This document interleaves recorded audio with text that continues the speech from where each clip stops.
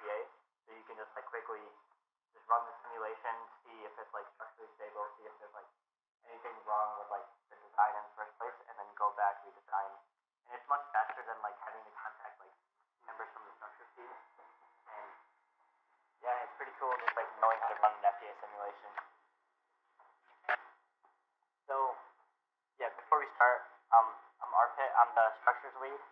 And I'm Patrick, structures member. I know how to do FEA. Nice. So essentially the way we're gonna do this is I'm just gonna go over the basics of FEA, like the general concepts of it, like the types of FEA you can run. And then once you guys all have the intertank structure like downloaded, you guys can open it up on your personal laptops, and we'll show how to do the like FEA analysis while you guys can follow along. So yeah, FEA overview. Essentially, FEA is like it's using this mathematical model called the finite element method, and it's just like a model used to like, basically like model a physics situations for any of your designs. And it uses like just a bunch of like partial differential equations to like just go around like the part and do all like the structural analysis. And that's what a finite element analysis is. It's using the like FEM method, and it's kind of like that's like the software that's used like using the FEM method. So essentially for FEA, like there's the basic process of first you have to do your pre-processing, which includes first say you're not using SolidWorks, you would have to like convert the part into like a step file and import it into whatever software you're using. But that's the main reason we do use SolidWorks for FEA, is because you can just have the FEA as like just another tab in SolidWorks, and you don't have to like convert it to anything. Then you do pre-processing, which is essentially putting all your meshing and then setting up all your boundary conditions, which I'll go over essentially what meshing and boundary conditions is. And then you do the actual solving, which is just running the FEA, and post-processing is just analyzing the results. Yeah, so as an example, this is what a complex FEA would look like after you're done with it. This is an example of a full wing assembly that I did when I was over at SAE Aero. And basically you'll have some semblance of this, so you see that you have your model. It's been deformed to show the sort of deflections that is going on. You'll note that it's at a larger scale than what's actually deforming at. And then you've got a scale along the side here, which shows you, in this case, I believe that's a strain scale, yeah. And then, yeah, you can use that to analyze what's actually going on with your structure. So this is basically the basic concept of FEM, and like what I mentioned as meshing. Honestly, like this graph is the best way you can kind of get an understanding of meshing and what it is say you take like a curve, right? And if you're trying to basically model the curve using lines, you would have just like as many different like lines as you can, and the greater amount of lines you would have, like the more accurate it is. That's exactly how meshing is like the greater number of like meshes you have, the more accurate it would be, but like the more complex and the longer it would take in general. And also, like, the reason you have meshing in the first place is if you don't do a mesh, if you apply like a force to say just one side of like a rod, then it's not gonna like distribute that force throughout the entire rod. If you don't do meshing, it's just gonna have it like be applied at that one specific point. Just like if on this graph, say you don't have these multiple lines, if you're just putting like the force at one point, it would just be a straight line all the way across. It wouldn't model the entire like physics simulation throughout the entire part.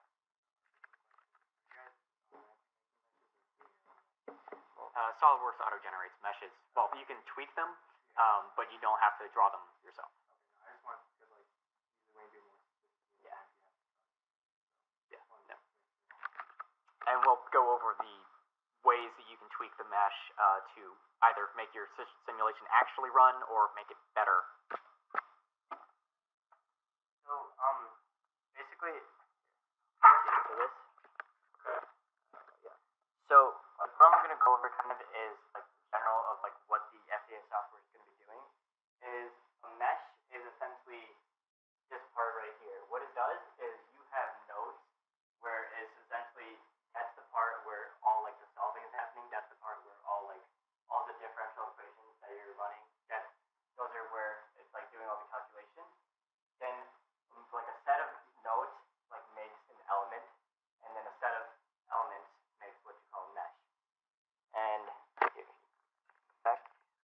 yeah, that's basically what I said.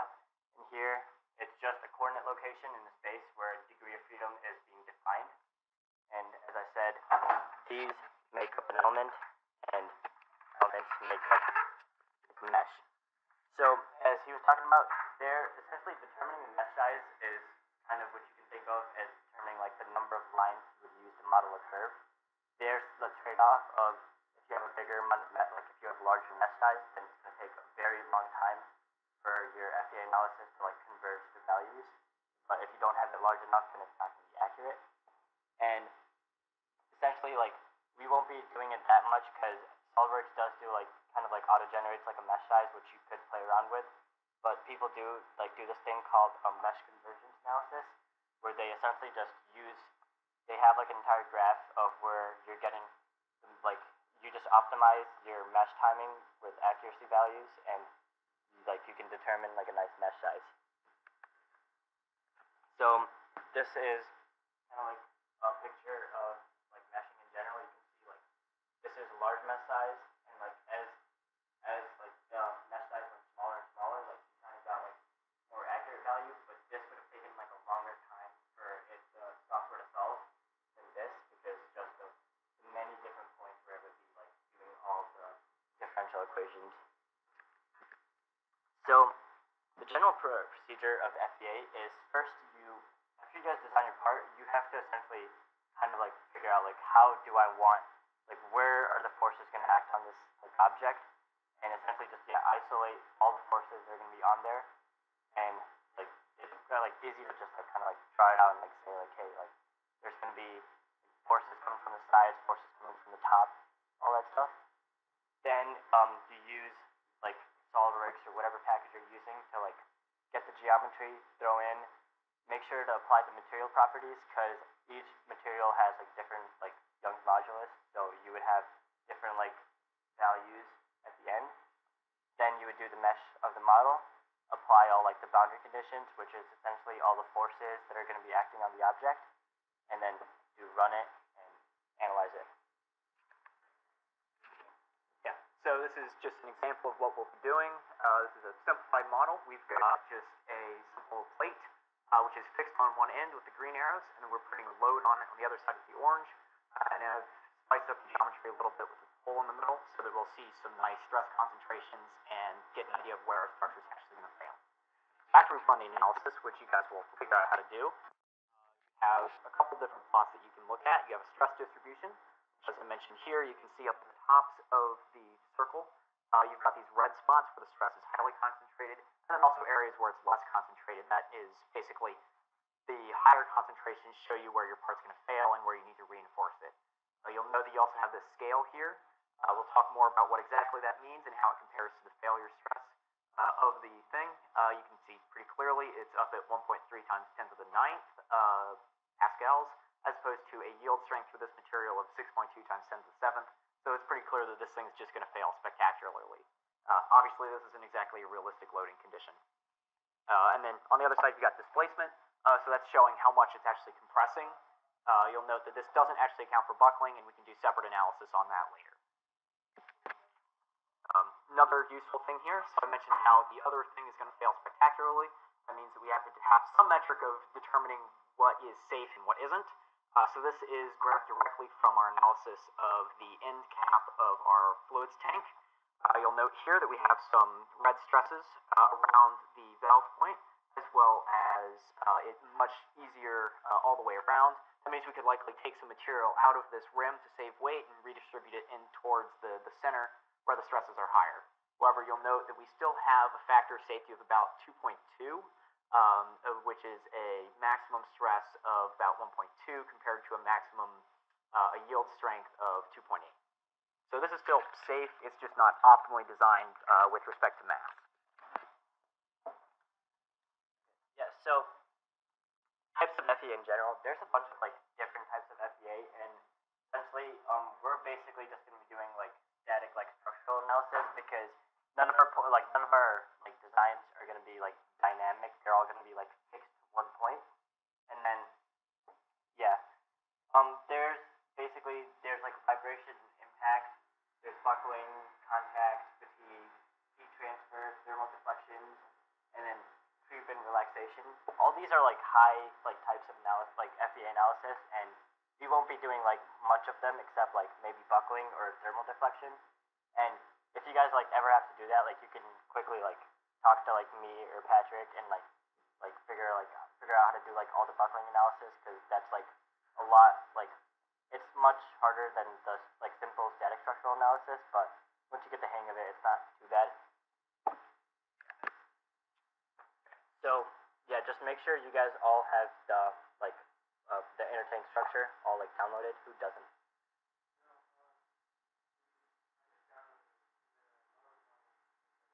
Okay, yeah, so I'll explain why we did that. So actually, we can go right to the actual analysis right now, unless you guys have questions about the general process itself. Which, okay, yeah. I don't see any. Are you guys all good? Like you guys all have it downloaded and open? Not anything like the blue system. Yeah. Yeah, intertank assembly. Yeah. So yeah, you'll note that yours doesn't look exactly like this because you don't have the plumbing shown. What I did there is, since that's the one that's up on the graph CAD, what happened is I went and suppressed that bit so that it wouldn't actually be considered as part of our analysis. So you can see it's gone now. It's still in the assembly, it's just not being shown for analysis. So if you just go basically select all, and then you can unsuppress all just like that, and then all of the screws and all of the plumbing will show back up in the assembly after a little bit as computers are slow. Yeah, that's something that, well, you'll be undoing that shortly, just because it causes problems with the full assembly. Yeah. So I mean, essentially what we're doing is we're just gonna run you through the entire process from like the assembly of the interchange structure to like how do you get it to a model where you can actually perform FEA on it. And the reason like you suppress all the screws and stuff is it causes interference when you're doing the FEA, because those are essentially like many different points where it's going to be trying to run the FEA analysis, but like it's not like a full continuous thing, those points. So that's why.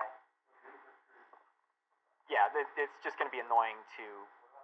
Yeah, so, well, that's just, if you want to figure out how to suppress or unsuppress something, that's just in there as an example. So for this, I don't have anything suppressed. So as an example, if we go up to simulation, new study, and then static, we can just set it up like this. It's going to take a minute. Well, yeah, we're just going to be doing Right up there, top left. Okay, well, study, new study, same thing. So we're given a couple options here. So the first thing we need to do is you can do this in just about any order. But the thing that I'd like to do first is just confirm that we're going to be able to run our study. So the easiest way to do that is just do mesh and then click create mesh. 2018.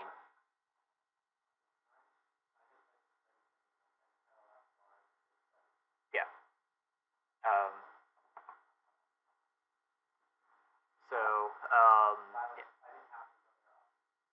As long as you're setting up for a static analysis, you should be fine. Yeah, static 2, you're good. So over here.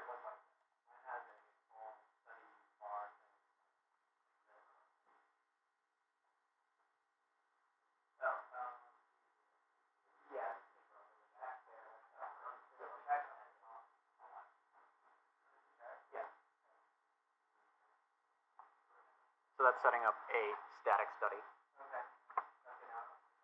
Okay. You guys follow at least to this part? Okay.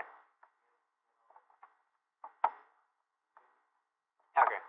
Yeah, so I'm going to click mesh, right-clicking, so we can look at just a create mesh. This is going to pull up another window that allows us to change a couple things about our mesh. The first thing you'll see here is this mesh density. So a coarse mesh, as Art mentioned, will give us a very quick calculation but pretty poor quality overall, whereas a fine mesh will take much longer but be more accurate. I'm going to leave this right in the middle because I know exactly what's going to happen. Other mesh parameters. These will, so sometimes if you have something that is failing to mesh because of its geometry, like it has very thin plates or sharp edges or weird curves, the curvature-based mesh will work a little better than as a standard mesh. You'll note here that this shows our element size and our connection between them. These are automatically changing as I change the actual coarse fine scalar. So you don't have to worry about that. I'm going to leave it as a standard mesh for now, though. Advanced, again, this is another trade-off for quality versus actual time of calculation.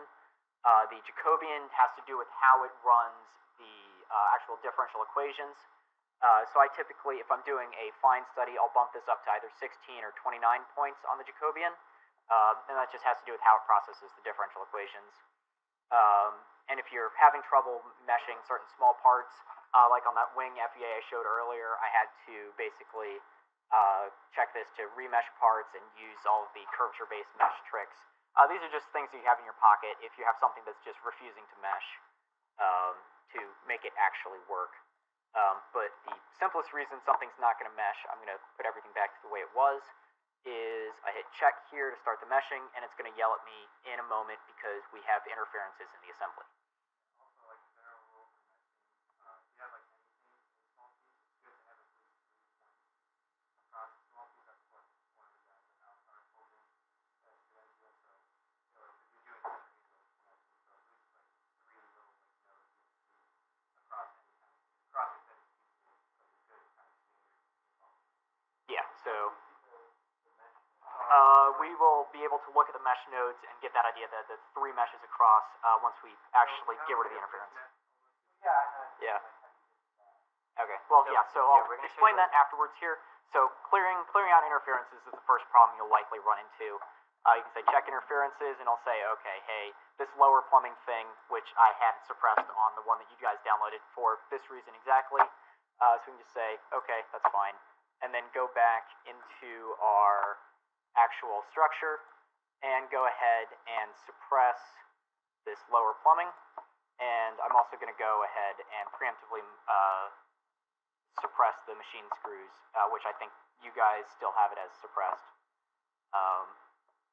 This takes a little while, again, just because it's telling the software to just ignore all references to all of this geometry and all of the assembly within there while we're actually running analysis. So in the meantime, you guys, okay, here it is. And I'm going to remove all of this as well.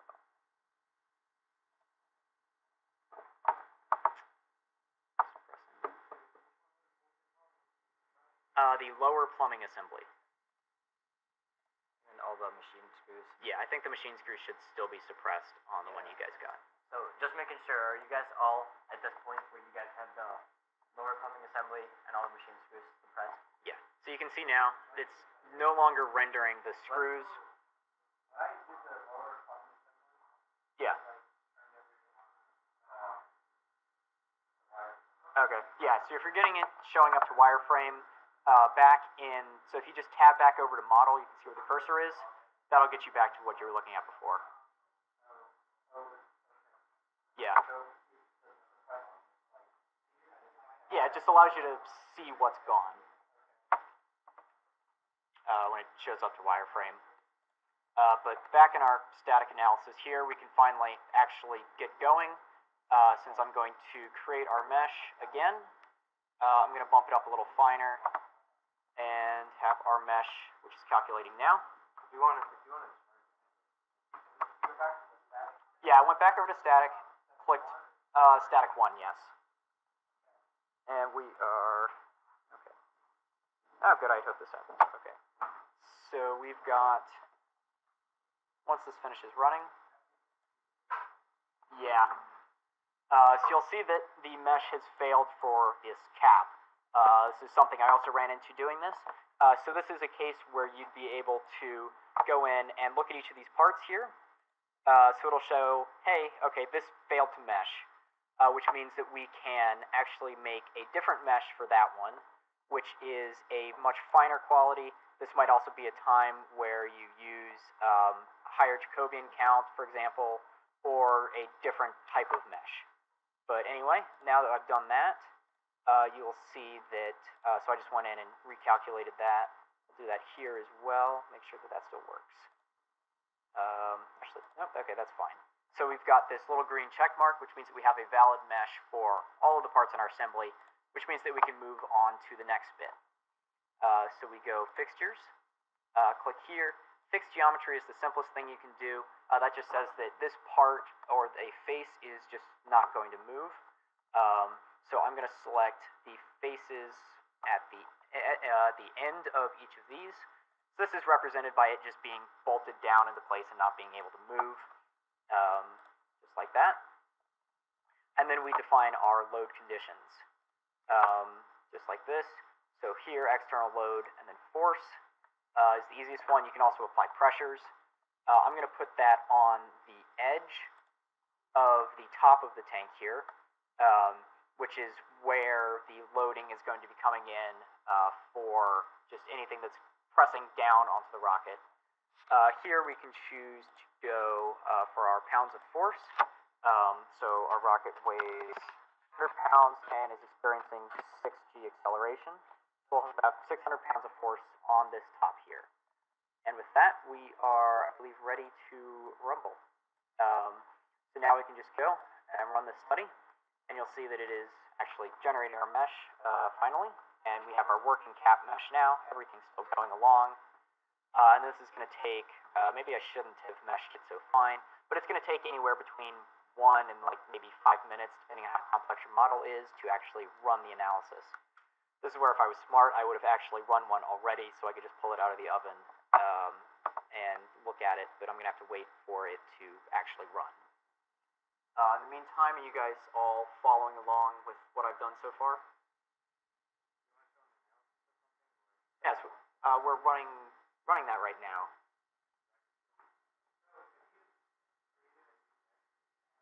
Yeah.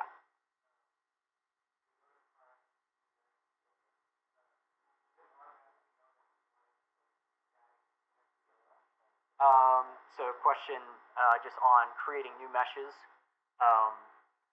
So it's all within the same actual test.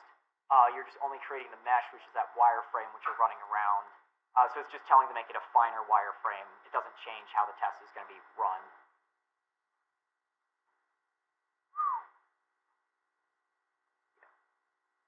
Okay. So this is going to run. This is going to take a while. So I'm actually just going to pause this and jump over to a simpler analysis, which I have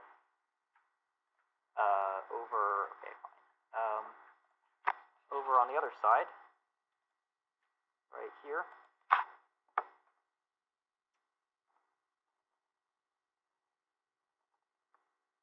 So this is just this very simple thing from earlier.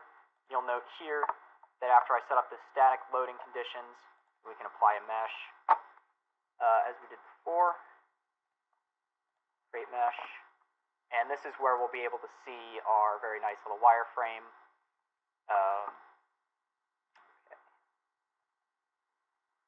And I'll go ahead and create a very coarse mesh so you guys can see what is going on here. So you'll note we've got a whole bunch of triangles on the face, and those are actually tetrahedrons. So we can look in there just like this. This is an incredibly coarse mesh, so the results aren't going to be particularly good. But if we then take this and instead create a newer mesh that is much finer, we'll be able to see, once that finishes loading, just how much more, like, how many degrees of freedom we'll have here. So in this one, we've got twice as many on this side, which is still going to be mostly accurate, especially since we're only loading compressively. So from there, we can go ahead and have our, we can run the study, as we did before, and see what happens. If and when it decides to actually run. Yeah. Yeah, you have a question. Are you talking like CFD? Yeah. I mean, I personally have done CFD, but like we haven't done it like for the team in general because our job is like the structural analysis of the rocket. As all of Yeah. I mean, I'm on the aerodynamics. I just did some with the things that it wasn't like everything that goes on the Okay. Yeah. Well, CFD has the exact same principles as FEA. It's just you're dealing with it slightly differently. Do we have results? We do. Results. Yeah. So if you look at this, we've got our results set up right now. So a little bit about what all of this fun stuff means. So you can see very clearly again this distribution of what's going on here. That you can see the deformed result versus the undeformed result just like that. So it's scrunching up, and we have a very good, so for anybody in 204, this is a beautiful example of a stress concentration. Yeah, you have a question?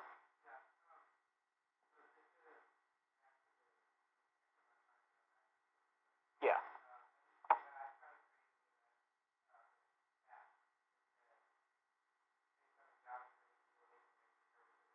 Okay, yeah.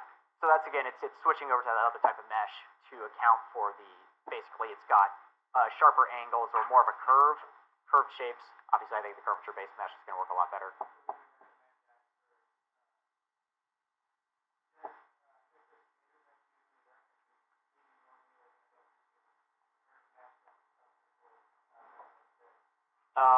So I typically default just to the standard for just like the cylinders. But if I'm running into trouble with actually meshing, that's when I'll consider switching over to the curvature-based mesh.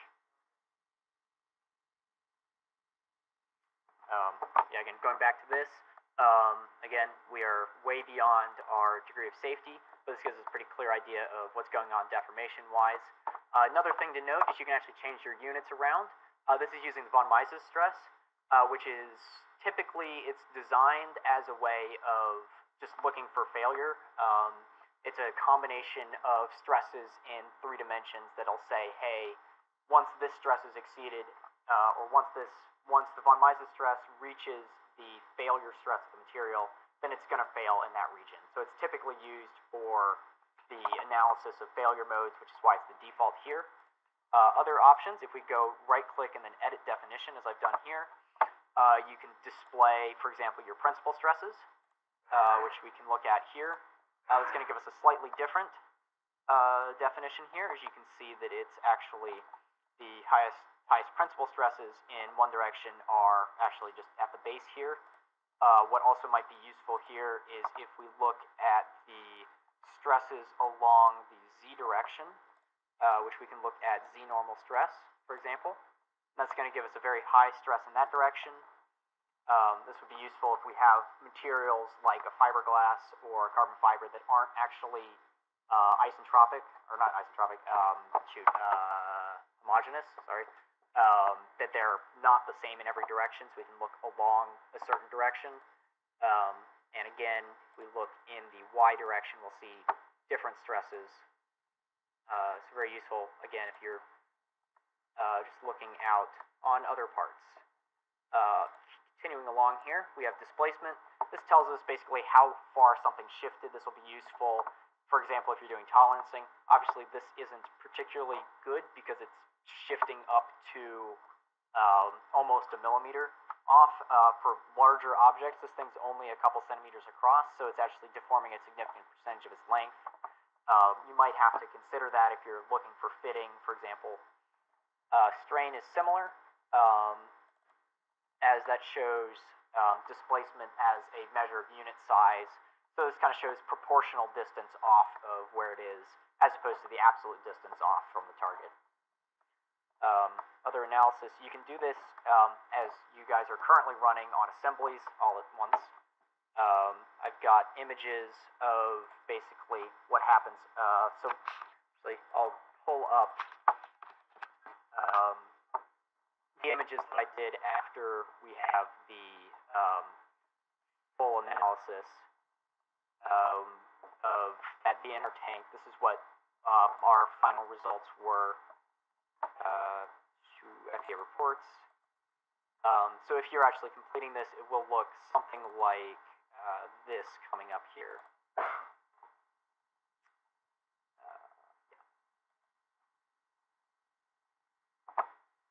So you see, just again, the idea that it's deforming most right at this high stress area, and then if we looked around this on the strain there, let's see, you'll see, okay, the areas around the holes have the highest stresses. If you zoom in and look, like, okay, around these bolts, we don't actually have a whole lot of stress. That's an indication that we actually don't need all that many bolts. They're, I mean, useful since they hold everything in place, but they might not be as necessary since the strains are actually, in this structure, the strains are actually almost the lowest at the part where the bolts are holding it together. That's a good sign on terms of that it's not going to fall apart. If it's going to fail, it's going to fail up here at this seam as opposed to anywhere else. Or actually, again, on this is a more complex loading condition since I've included the pressure from the tank. So it actually says here that our highest strain is actually coming in, again, at that same spot that you can see on the other side of right here, where it's kind of bulging outward the most, and there's a very sharp corner. Things that we might basically propose at that point. So sharp corners are very good ways to increase stress. So if that was to be filleted, that would reduce the stress on that a lot without adding a whole lot of mass. But yeah, so that's what we're looking at when we're doing FEA. Some basics on the process, as well as how to troubleshoot some of the common problems that you're going to run across when trying to run an FEA analysis. So I don't know if you have anything else to say, or if we can just open it up to questions. Well, I mean, did you guys like follow along with that entire like thing, I guess? And if you guys like have any, I guess, general questions on running FEA or like just simple questions, just feel free to ask like any of us. Yeah. Also, like a good technique when you're doing FEA is whatever you're not wanting to analyze. So let's say you have like a big complicated part, but you want to do analysis on something specifically. Try to like get rid of it. It's like I know like I used to use a lot for the cloud services, but they have like a simplification button. I'm pretty sure. Yeah, so that's what we're doing, suppressing. Yeah, so just pretty much suppress anything you don't need or simplify it. So it's like if there's like complex geometry but you're not really analyzing that part, feel free to get rid of it. It helps run the complete time a lot quicker and a lot more accurately. Just try to simplify it as in a way kind of dumb it down as much as you need it so you can properly analyze it. Because it's a lot easier to analyze simple objects than a really complicated object. Okay, you have a question?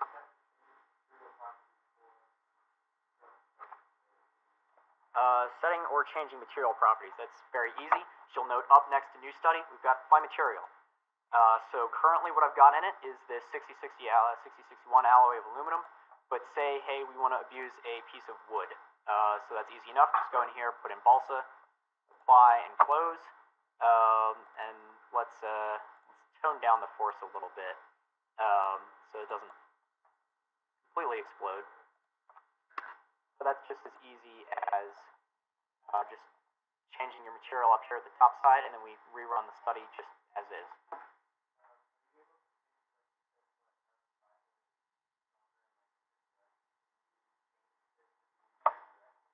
I believe that certainly for woods, you've got the ability to do non-isotropics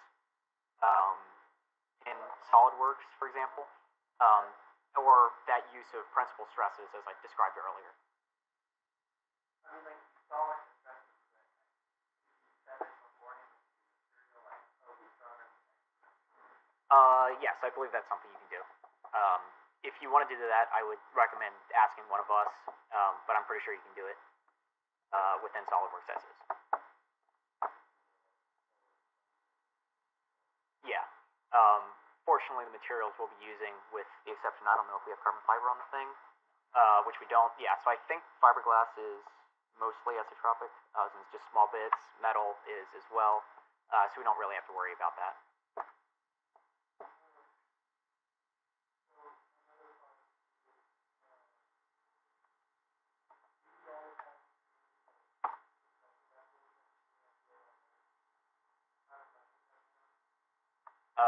So that was, yeah, something we were discussing on these pressure vessels.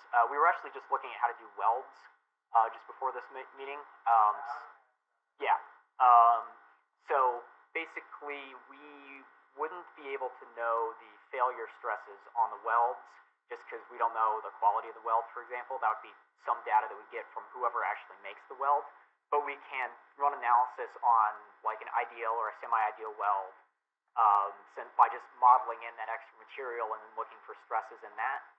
So we can easily provide the amount of stress that the weld would need to handle. We just wouldn't be able to say, hey, if we weld this, it'll be able to handle the stress.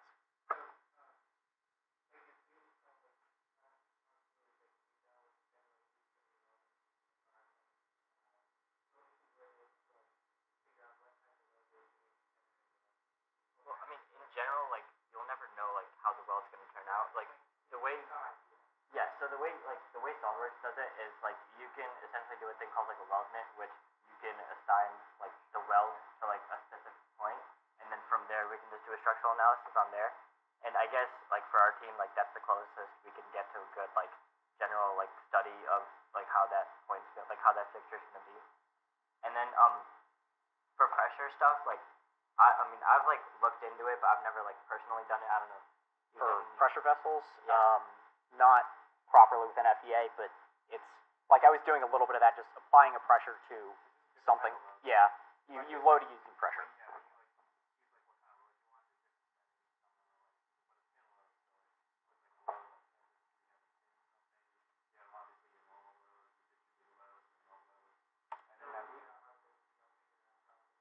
Yeah. So as an example here, I'm going to add some pressure here, and that's just another function, another one here. So it's just external loads, right click. Oh look, pressure right under force. Yeah. And also just kind of keep a note, everyone, simulation. Simulation only goes so far. Like, I mean, it's nice to know the welds and all that, but the only way you can figure out is through physical testing. That's why that's still predominantly way of figuring out stuff, that stuff. So simulation just kind of get an idea, and also it's like really important still to know like how everything works. Just because the FDA says, oh, something's gonna fail, you may have set up something wrong, you may have messed up. It's high probability. So simulation is more of an aid rather than like kind of all be all.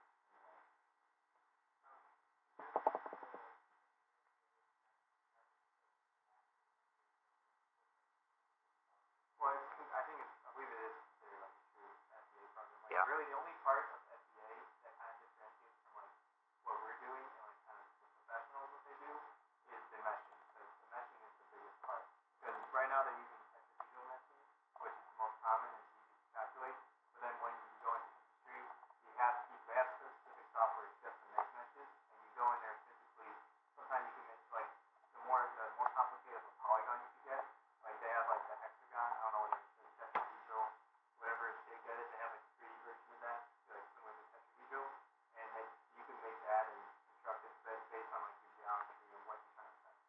So it's pretty good for the most part, but I mean there's some errors and some flaws in it. Like basically, as he's saying, like we don't need to have like extremely accurate values to like down to like industry level performance, because we just need like a ballpark of like, hey, is this structurally stable and is this not?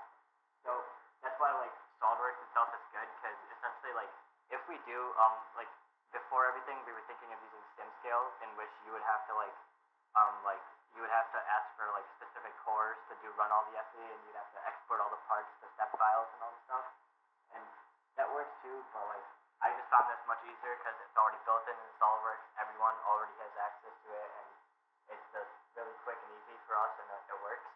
And yeah, basically there's like a bunch of different softwares you could use for FEA analysis in general. Like I've used ANSYS, which is geared more towards just simulation in general. Yeah. These are also really big ones. It's a lot easier to get to. Yeah. And I don't know what SolidWorks has exactly, but there's nonlinear, so like depending on how many steps you choose, it'll based off the Young module graph and all that. There's buckling in there, there's thermal, CFD, and all that kind of stuff. So I recommend you pick like something again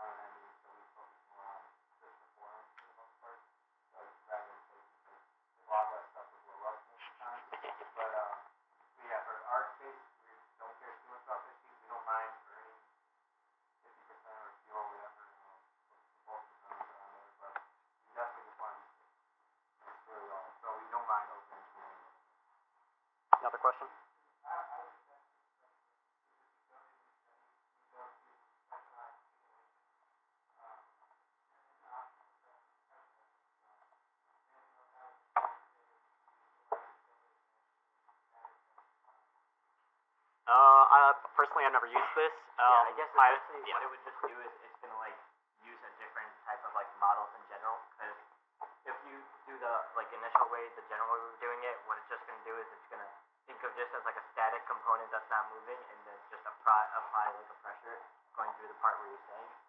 Pressure vessel, I guess I've never played around with it, but essentially I guess it was just a different type of equation it's gonna use to solve for it, and probably get you more accurate values.